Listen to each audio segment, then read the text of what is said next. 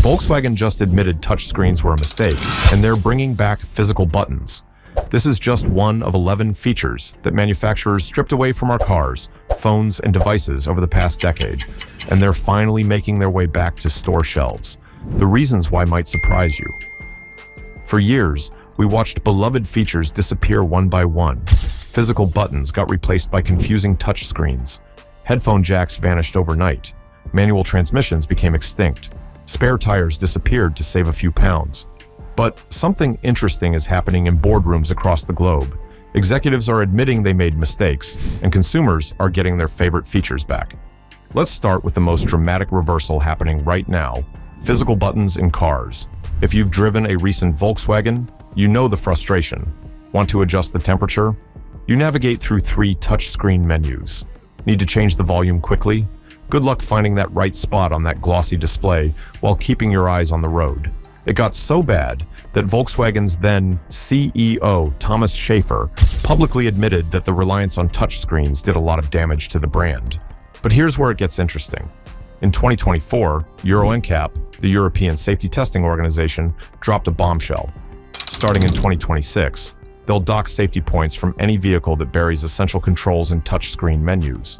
Matthew Avery, Euro NCAP's Director of Strategic Development, and Richard Schramm, Euro NCAP's Technical Director, explained that manufacturers will lose 5 out of 100 safety points if they don't provide intuitive, easy-to-use physical controls. The response was immediate. Volkswagen's design chief, Andreas Mint, announced that VW will reintroduce physical buttons for what he calls the 5 most important functions: volume, fan speed, seat heating, cabin temperature, and hazard lights. Hyundai went even further, with design VP Ha Hak-soo revealing focus group results that showed people get stressed, annoyed, and steamed when they can't control something in a pinch through touch screens. The 2026 Hyundai Palisade now features dedicated knobs and buttons for climate and audio controls. Even Porsche, known for cutting-edge design, brought back physical buttons in the 2024 Cayenne after customer complaints about their all-touchscreen approach. This shift costs money, an estimated $10 to $20 per vehicle for additional physical controls, but automakers are discovering that customer satisfaction and safety ratings matter more than saving a few bucks. Speaking of reversals, let's talk about something that's about to shake up the entire smartphone industry: removable batteries. Remember when you could pop the back off your phone and swap in a fresh battery? Those days are coming back, whether manufacturers like it or not.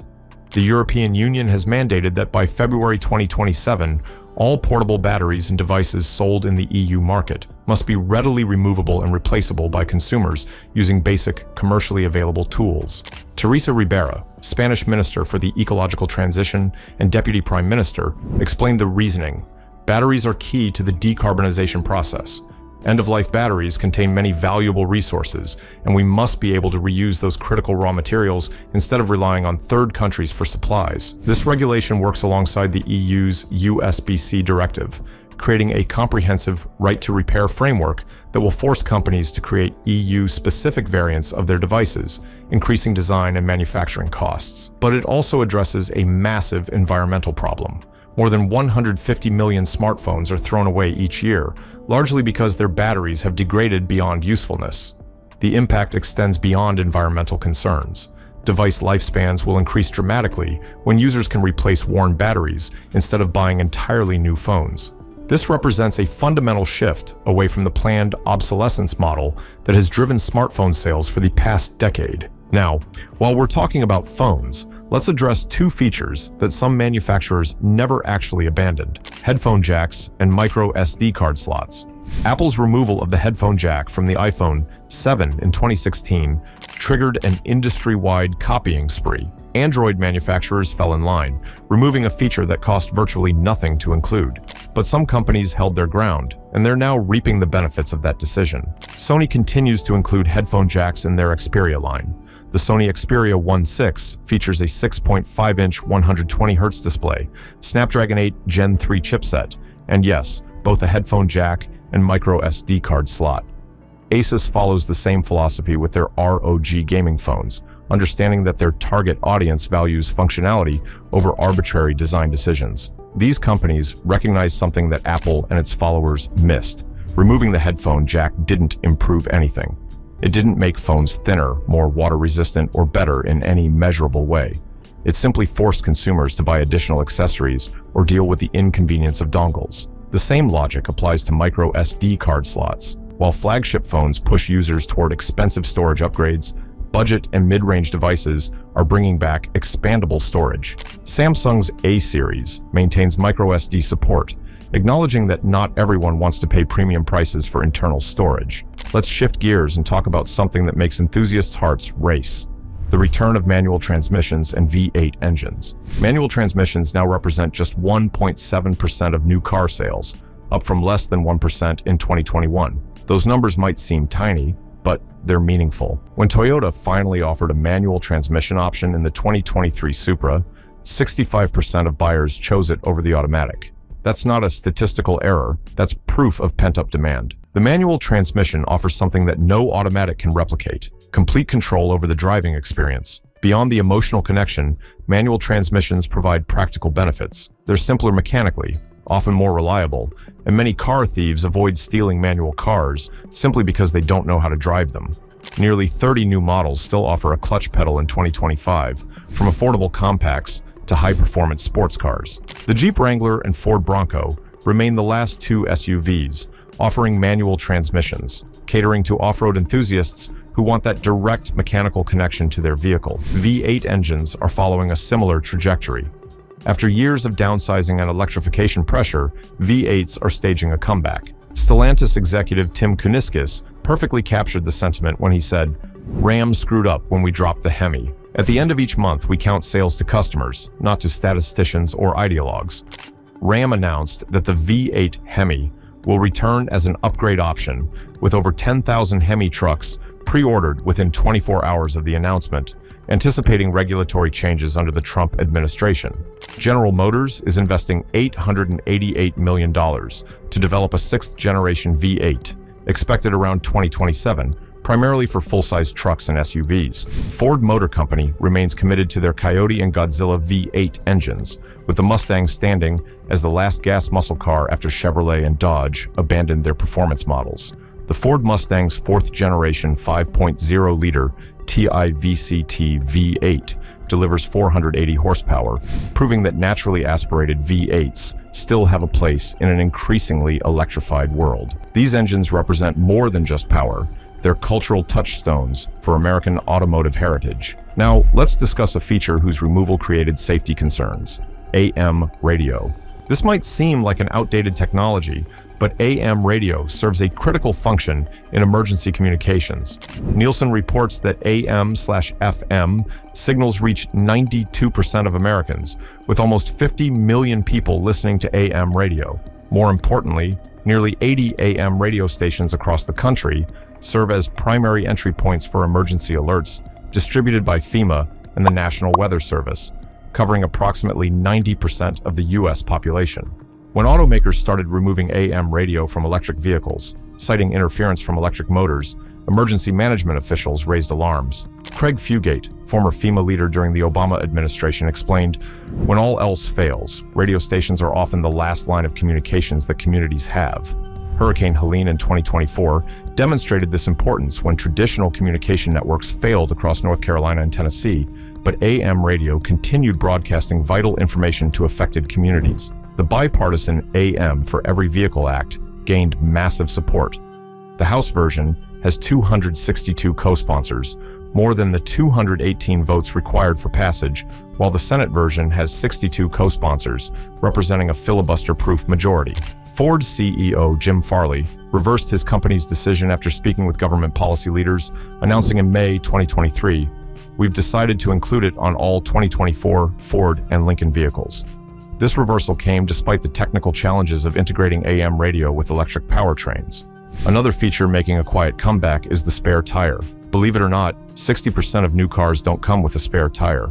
Consumer Reports found that since 2020, only 9% of tested cars came with full-size spares, 46% had temporary spares, and the rest came with sealant kits, run-flat tires, or nothing at all. Manufacturers remove spare tires to save 50 to 60 pounds of weight, helping meet fuel economy regulations. But consumer backlash has been swift and decisive. Getting stranded with a tire sealant kit that can't handle sidewall damage or large punctures creates genuine safety concerns, especially in remote areas. Some manufacturers are quietly bringing back spare tires in response to customer complaints and dealer feedback. The weight penalty is minimal compared to the peace of mind that a real spare tire provides. The broader trend here extends to right-to-repair features across all consumer electronics.